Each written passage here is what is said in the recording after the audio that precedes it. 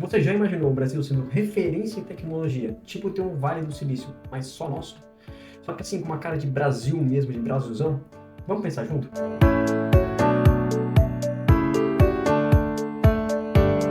Primeiro ponto, nós temos que entender por que alguns países inovam e outros países não inovam. Para poder explicar isso um pouco mais, de uma forma mais fácil, né? Você já ouviu falar daquela urna de polia? Imagina que em uma urna tem bolinhas de várias cores. Vamos imaginar duas cores diferentes, azul e vermelho. E a cada vez que você vai tirar uma bolinha de uma cor, você vai colocar ela, uma outra bolinha da mesma cor lá dentro. A chance de repetir essa cor ela vai aumentar, porque tem mais bolinhas dessa cor vermelha, por exemplo, do que da cor azul. Com a tecnologia, é uma situação parecida. Tá? Então, países que têm uma estrutura para inovar, eles vão acabar inovando mais, e quem não tem essa estrutura, não tem esse arcabouço, vai acabar ficando para trás. É por isso que a gente vê alguns países virando potências tecnológicas, enquanto outros países, como nós, continuam exportando soja, minério, petróleo, naquela tônica que é já de longa data, certo? E tudo isso que nós temos que entender que a gente está tratando, no fim das contas, sobre complexidade econômica. E o que é uma complexidade econômica, né? Quer dizer que economias que produzem bens complexos, existem essas economias que produzem satélite, que produzem remédio, que produzem microchip, né? E essas economias elas ganham mais dinheiro, esses produtos são mais caros porque tem valor agregado.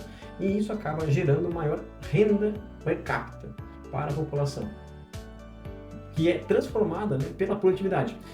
Basicamente, a complexidade econômica é a capacidade que um país tem de produzir coisas que são sofisticadas com base no seu conhecimento, naquele conhecimento que foi há décadas, que a gente se afastou do que seria essa dito complexidade, né? Complexidade econômica de produzir coisas sofisticadas. A gente tem produzido muito soja, muito trigo, né? Muito petróleo, muito minério, né? Então muita commodity. Então é como se a gente tivesse desaprendido a jogar o jogo da inovação. Certo? Então, o que a gente está falando, né? Como que o Brasil volta para esse poder, né? Essa capacidade produtiva, essa complexidade econômica? A gente tem que entender um negócio que já foi trazido em teoria econômica há muito tempo, que é a deterioração dos termos de troca. Que a gente chama isso, essa teoria, né, de deterioração dos termos de troca, ela quer mais ou menos dizer que se uma fábrica nos Estados Unidos lança uma máquina nova, ela pode produzir mais, com menos gente, e isso aumenta a escala de produção dela, melhora a produtividade dessa fábrica e valoriza o produto. Mas o Brasil, ele aumenta a produção de tomate, né?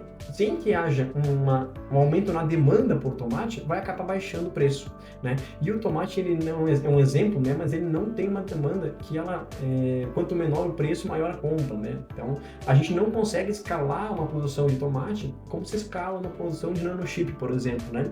E por isso que nossos produtos acabam valendo menos, né? E nossos termos de troca de tomate por tecnologia, eles ficam piores, né? A tecnologia, ela carrega mais valor e a exportação agro, né, de minério, ela tem um limite de produção, de consumo, certo? Então, a cada tempo, a cada processo produtivo que passa, eu preciso de mais tomates para comprar o mesmo tanto de tecnologia.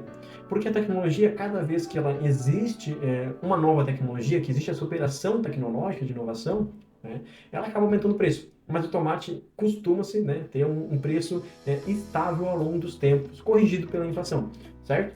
E aí é algo que essa teoria da deterioração dos termos de troca, ela já vem há muito tempo, né, já há algumas décadas, mas ela nos demonstra que os países periféricos e em processo de desenvolvimento, como é o caso do Brasil, como é os outros países latino-americanos, o caso da África, eles precisam se industrializar para sair daquele processo de dependência, né? De depender da tecnologia que vem do primeiro mundo, que vem dos Estados Unidos, que vem do Japão, que vem da Coreia do Sul, né? Porque industrializar não é só ter fábricas, é poder se aproximar do que a gente chama de fronteira do conhecimento, é dominar as tecnologias e é inovar.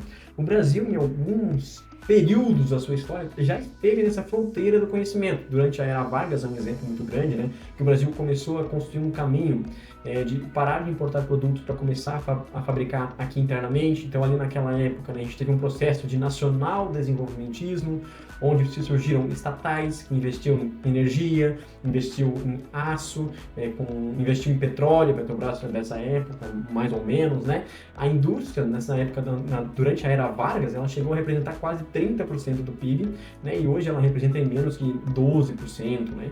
Então, quando a gente compara, né, os produtos que são exportados do Brasil na década de 70 com os produtos que são exportados na década de hoje, né, nos dias atuais, a gente vê uma regressão no nível de sofisticação das nossas indústrias. A gente saiu de uma indústria que era complexa, né, que desenvolvia muito aço, que desenvolvia máquinas, que tinha gurgel, por exemplo, que estava na fronteira do conhecimento dos carros elétricos, que hoje são extremamente importantes, certo? Para uma estrutura de exportação que ela é basicamente, né, commodities. Certo? E por que o Brasil ele se desindustrializou dessa forma, né?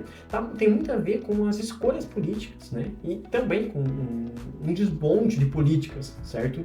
Então, quando você vê quando você vende assim muita commodity, né, acaba entrando muito dólar no país, o câmbio ele acaba valorizando e a indústria nacional ela vai perder com um nível de competitividade, né, e associado a isso, quando você encontra, né, um boom, seja um boom de commodities no sentido de valorização, ou seja um pré-sal que se encontra, né, que você tem uma guinada no preço daquela commodity, na oferta de commodities que você consegue levar para o mundo, né? Isso a gente acaba tendo aí uma priorização dessas commodities, desses setores, em detrimento de setores de indústrias, né? E é isso que a gente chama de doença holandesa, né? Que a gente teve esse processo já na Europa, teve esse processo em outros países, e é um processo comum de países latino-americanos e africanos, muito por conta do petróleo, né? E a gente tem vamos dizer, essa dificuldade em enfrentar, em manter uma política estatal de industrialização, né, em detrimento daquela política de commodities, né? Mas não é só isso, claro. A falta de uma política industrial, o desmonte do Estado como um indutor do crescimento econômico, né, e o abandono dessas cadeias produtivas que foram estratégicas, acabaram contribuindo demais para esse desmonte industrial, né, para essa desindustrialização nacional, e que hoje ela representa 10% ou 12% da nossa produção interna bruta, né? E a gente tem que entender que quando a gente vai falar de montar uma cadeia produtiva, montar uma cadeia de tecnologia, nós temos que entender que setores de alta tecnologia, eles não funcionam como um supermercado, por exemplo. O que eu quero dizer com isso? No supermercado, a gente tem aquilo que a gente chama de concorrência perfeita, né? Então, a gente tem vários como supermercados em toda a esquina, produtos, briga por preço, né? Margens apertadas, né? Mas em alta tecnologia, a gente está falando de concorrência imperfeita, como é o caso de produção de carros, como é o caso de semicondutores, né? Então, são poucas empresas que trabalham nesse ramo, né?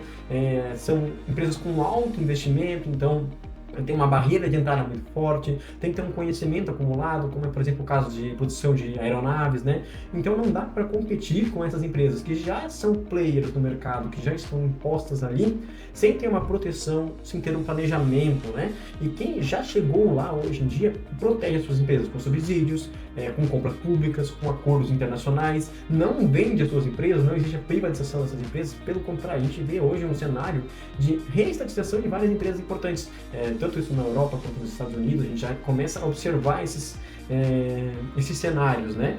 Então, por exemplo, algo que deixa muito claro isso é que os Estados Unidos não vendem as suas grandes empresas, né? Houve uma tentativa de uma compra de empresa de semicondutor pela China, uma empresa americana, né? E os Estados Unidos barrou essa compra porque é um ambiente extremamente importante, um setor de alta tecnologia que é extremamente importante para o processo de desenvolvimento tanto americano quanto do global, né? De ter um player que está presente em toda a cadeia global de suprimentos, certo?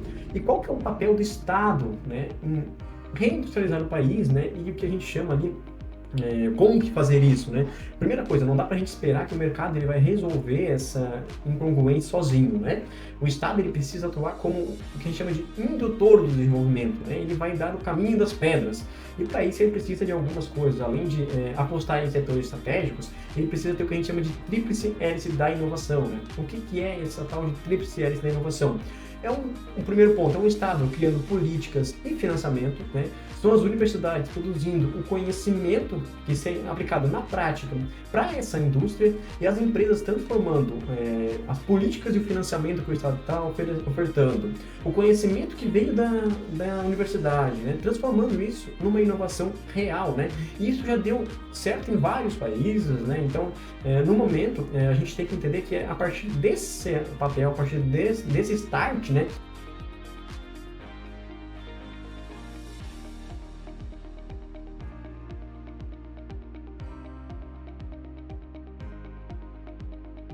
que a gente vai começar a executar o processo de inovação tecnológica, de adentrar o que a gente chama de fronteira do conhecimento, né?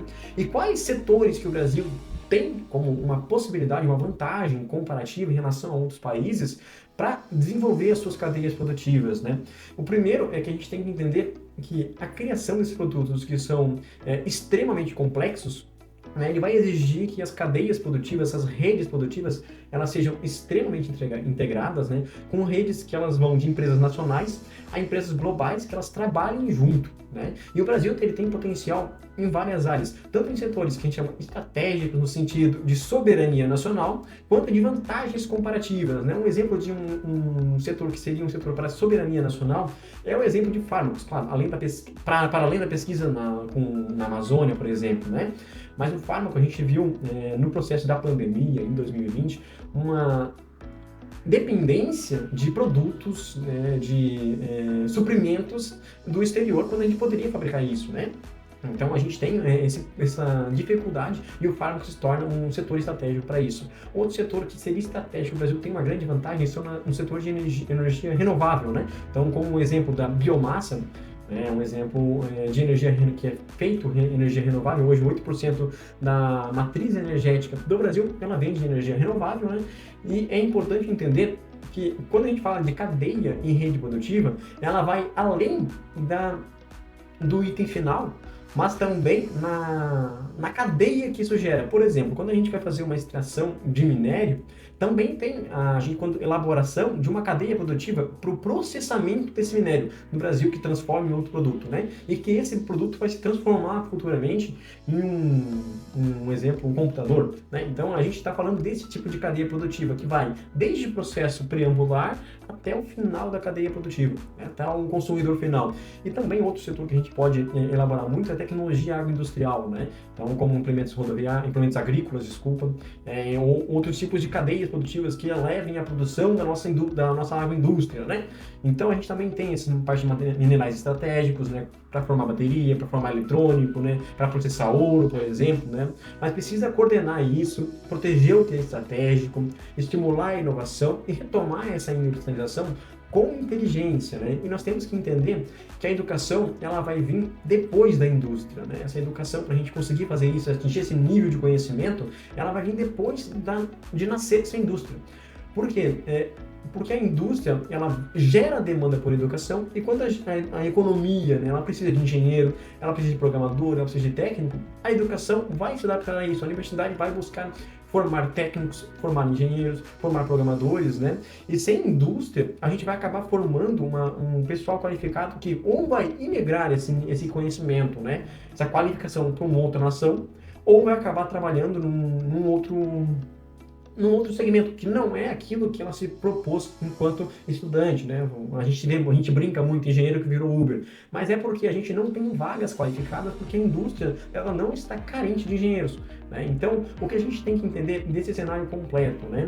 Investir em tecnologia nacional, ela não pode ser somente um sonho bonito, né? É a base para construir uma economia mais forte, menos desigual e principalmente com soberania nacional. Não dá para competir com esse mundo exterior vendendo soja enquanto o mundo vem de satélite, né? Não dá para competir nesse cenário, certo? A gente tem que mudar isso, né?